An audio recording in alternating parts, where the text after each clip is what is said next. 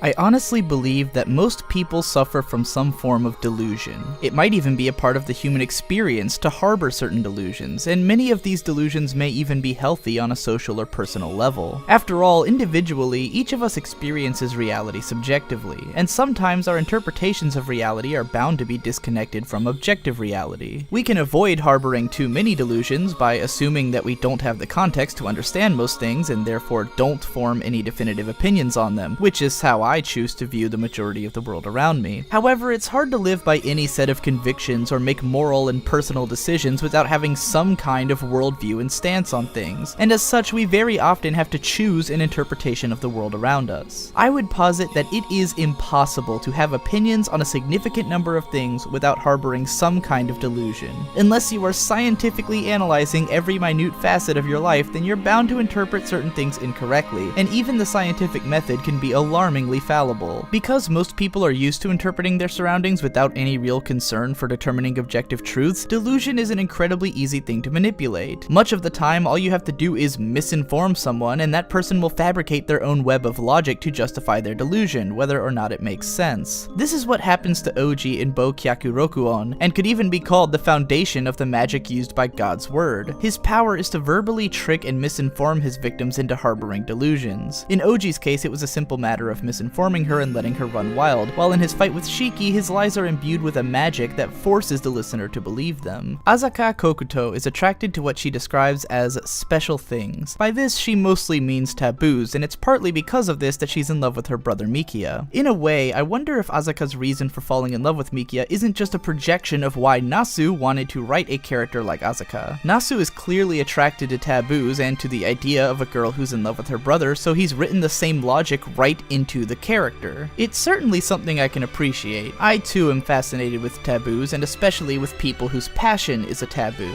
As someone who is not only deeply passionate about many things, but who also respects and relates to others largely through their passions, one of the hardest things in the world for me is to deny someone their passion. I probably wouldn't feel the same way about real people, but especially when watching anime, the characters who fascinate me the most are those who are passionate about something that they shouldn't be, a trait which many characters in the Nasuverse share, though comparatively Asaka's passion is actually the most tame. In fairness, it might have seemed at least a little bit more taboo in 1998. Incestuous characters have always been a thing in anime and manga, but in recent years the presence of little sisters who are in love with their brothers has reached some kind of event horizon. In the spring 2014 anime season, there were like 5 shows with those kinds of characters on at the same time. Still, Asaka's passion is child's play next to the other characters in the story, such as Shiki, whose passion is murder. And I guess that brings me to why I actually didn't really care for this film. It feels like breaking character a bit to talk about this, but I did say at the beginning that I want to approach these films in the same way that I engage with them, and in this case my main engagement with this film was a lack thereof. Asaka Kokuto is not very interesting. I'm not sure she's supposed to be either. She comes off as just being a somewhat naive and ignorant child who mostly serves to be a cute younger sister character without having much of a narrative arc of her own. In the little claymation opening of the film, the lesson she teaches is, don't burn, be moe, which is a pun on the origin of the word moe coming from moeru, which means to burn, but it really seems from this like Asaka's entire purpose is to be moe. Her power is to control fire, and just like how her love of taboo things seems to be Nasu writing his own interest into the story, so too does it seem like her power was written to reflect her purpose. It's like her entire character is built as a reflection of the reasons that Nasu wrote her to begin with. He likes moe little sisters. But because Asaka's story seems so tangential to the main plot of the films, and because she's so much less interesting than the other characters, she comes off as nothing more than an aesthetic persona with no real depth development or chemistry within the story. The best part of her involvement for me was what she brought out in Shiki. I love how Shiki clearly sees through Asaka and puts up with her shit just because she's too lazy or too kind to fight against her. Shiki holds up under it like a boss and even gives her a chance with Mikia at the end just out of kindness. Mikia says that Shiki sees Asaka as her own little sister, and I can't help but wonder if for some reason she really likes Asaka deep down. From what I've read online, Boukyaku Rokuon is the most truncated of the adaptations from the original novel. A lot of details about God's word, including his eventual fate, are left out, which is kind of a shame, but it does give the impression that they were tacitly admitting that this story held less weight than the others do to begin with, or maybe that's just my bias talking. Either way, with its distance from the dark urban setting that I love so much and focus on a character I don't really care for, this is my least favorite Kara no Kyoukai film. We'll see how things may turn around tomorrow night with Satsujin Kousatsu Part 2.